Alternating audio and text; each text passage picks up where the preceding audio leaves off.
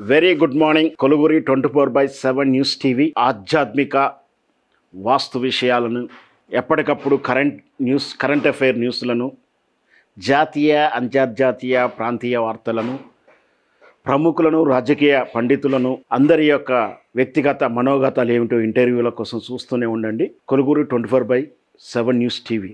గడిచిన 24 గంటల్లో మనం చూసిన వార్తలు, చదివిన వార్తలు, సోషల్ మీడియాలో వైరల్ అయిన వార్తలు, ప్రజల్లో చర్చించుకునే వార్తల్లో నిజాలు ఎంతవరకు ఉన్నాయి, అవి ప్రజలకు ఎంతవరకు పనికొస్తాయి, వక్రీకరించినటువంటి న్యూస్లు ఏమిటి, దాంతోపాటు మెయిన్ స్ట్రీమ్ మీడియా వార్తలు మెయిన్ స్ట్రీమ్ మీడియా కాంప్రమైజ్ అయ్యో రకరకాల కారణాలతోటి వదిలేసిన వార్తలు ఏమిటి, లేదా వాళ్ళు వక్రీకరించినటువంటి వార్తలు ఏమిటి, ఈ వార్తల్లో నిజాలు ఏమిటో నిగ్గు తెలిచే ప్రోగ్రామే ఈ న్యూస్ అనాలసిస్ ప్రోగ్రాం. ప్రతిరోజు ఉదయం 8 గంటలకు చూస్తూనే ఉండండి. కొలుగురు 24 news TV live programme.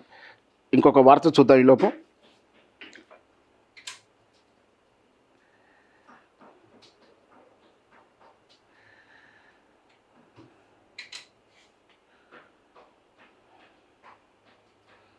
Maha News chief CEO ఎండి కూడా అనుకుంటా ఆయన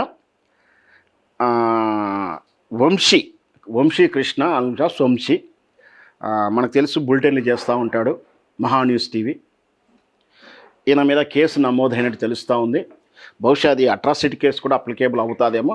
ఇప్పుడైతే ప్రస్తుతానికి సాధారణ కేసుగా ఉంది. బహుశా తర్వాత దాన్ని అట్రాసిటీ కేసు కూడా మార్చే అవకాశాలు కూడా ఉంటాయి. ఆర్ఎస్ ప్రవీణ్ కుమార్ గారి మీద అనుచిత వ్యాఖ్యలు చేయడము, ప్రతిష్ట భంగం కలిగేటువంటి తప్పుడు కథనాలు కలిగించేలా అడ్డగోలు హెడ్డింగ్స్తో కథనాలు ప్రసారం చేశారని ఒక ఫిర్యాదు అందింది. ఈ ఫిర్యాదు ఆధారంగా ఇతని మీద కేసు నమోదైంది. సమాజంలో వివిధ వర్గాన్ని రెచ్చగొట్టి ప్రశాంత వాతావరణాన్ని పాడు చేసేలా ఆ కథనాలు ఉన్నాయని ఫిర్యాదు చేసిన సిహెచ్ ఉదయ్ కుమార్ అనే వ్యక్తి. ఈ నేపథ్యంలో వంశీపై బిఎన్ఎస్ యాక్ట్ 352 సెక్షన్ కింద నమోదు చేసిన జూబ్లీహిల్స్ పోలీసులు.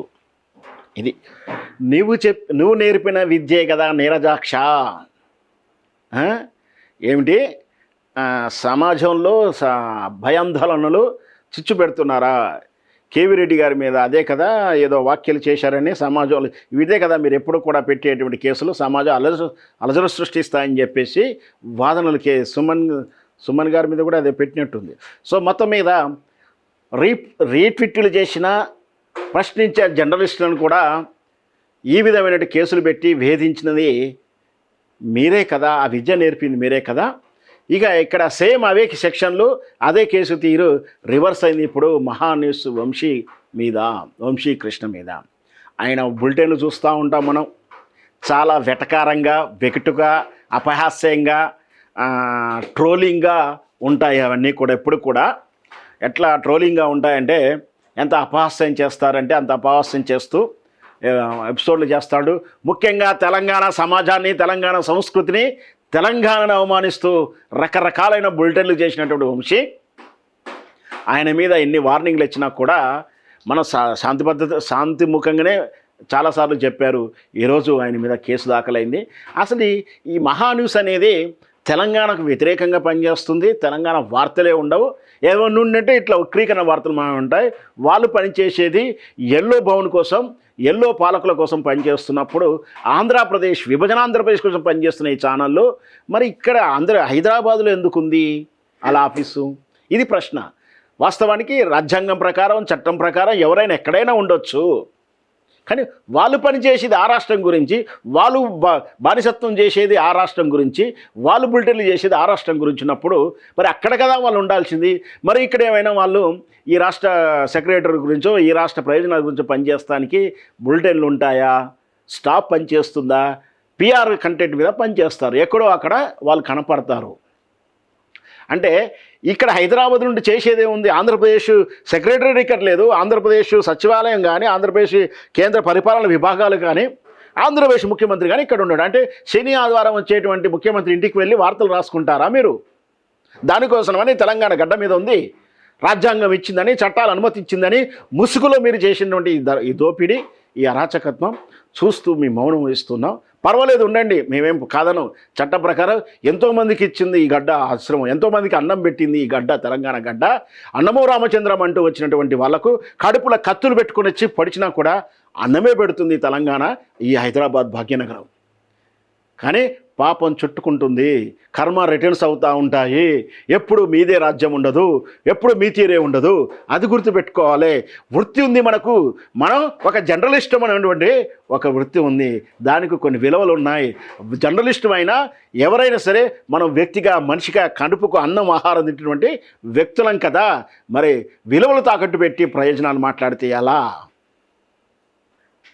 నిర్దాక్షిణంగా అవాకులు చెవాకులు ఎంత వస్తే అంత బూతులు మాట్లాడే వాళ్ళకు, ఆ తెలంగాణ ప్రయోజనాల గురించి మాట్లాడే, వ్యతిరేకంగా మాట్లాడే వాళ్ళకు, ఇక కేసీఆర్ కేటీఆర్ మీద మాట్లాడేదానికైతే వేదికలు ఇచ్చి గంటలు గంటలు బులెటిన్లు చేస్తారు వీళ్ళు.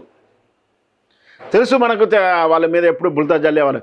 పెట్టుకోండి, మీకు మాకేం అభ్యంతరం లేదు. కేసీఆర్ మీద మాట్లాడినా, కేటీఆర్ గారి మాట్లాడినా, బీఆర్ఎస్ పార్టీ మీద మాట్లాడినా, వాళ్ళు ఉంటారు రమ్యారావులు, ఏదో పాకారావులు, పీకారావులు ఎవరెవరు ఉంటారు, వాళ్ళందరిని కూర్చోబెట్టి గంటలు గంటలు బులెటిన్లు చేస్తూనే ఉంటారు వాళ్ళు. ఇదే కాదు, ఏ ఛానల్ అయినా సరే చేయండి, మాకు అభ్యంతరం లేదు. కానీ తెలంగాణ ప్రయోజనాలకు వాణి వినిపించకుండా తెలంగాణ మీద విషం కక్కే వాణులు వినిపిస్తే రోజులు ఒక్కలా ఉండవు. మళ్ళీ రిటర్న్ గిఫ్ట్ ఉంటుంది, కర్మ రిటర్న్స్ ఉంటుంది, పాలకులు మారుతుండవచ్చు. అప్పుడు మళ్ళీ మీరు ఏదైతే ఏ సెక్షన్లు పెట్టి ఏ విధంగా అయితే వేధించారో మళ్ళీ ఆ సెక్షన్లే అంటే మేము ఇప్పుడు ఫిర్యాదులు చేసినా కూడా మీ మీద చర్యలు ఉండేటువంటి వైనం చూస్తూ ఉంటాం కదా. అప్పుడు మళ్ళీ కర్మ రిటర్న్స్ అయితే బాధ్యులు ఎవరు? అప్పుడు కదా మీరు తలపట్టుకునే. ఈరోజు సిఐ నాగరాజు ఎలా తలపట్టుకున్నాడు? ఎవరి కోసం పనిచేశాడు సిఐ నాగరాజు? వ్యక్తిగతంగా పనిచేశాడా? ఆయన ఇంట్లోకి వస్తానికి పనిచేశాడా? కాదు కదా.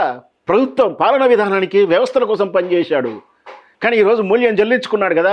రేపొద్దున మీరు ఇలాగే చెల్లించుకుంటారు. మీరు వృత్తి ధర్మాన్ని కాపాడండి. మనం బ్రతకడానికి కూలి పని చేసిన బతకొచ్చు. న్యాయంగా, ధర్మంగా పిల్లలకు ఫీజులు కడతానుకో, అన్నం పెడతానుకో ధర్మమైన డబ్బులు తీసుకెళ్ళాలి. కానీ అక్రమంగా తూకాలేసో, జోకాలేసో మనం ప్యాకేజీలు తీసుకొని స్టోరీలు చేస్తే అవి వృత్తి ధర్మాన్ని ద్రోహం చేసినట్టు, ఆత్మను విమర్శన చేసుకున్నట్టుగా భావించాల్సి ఉంటుంది.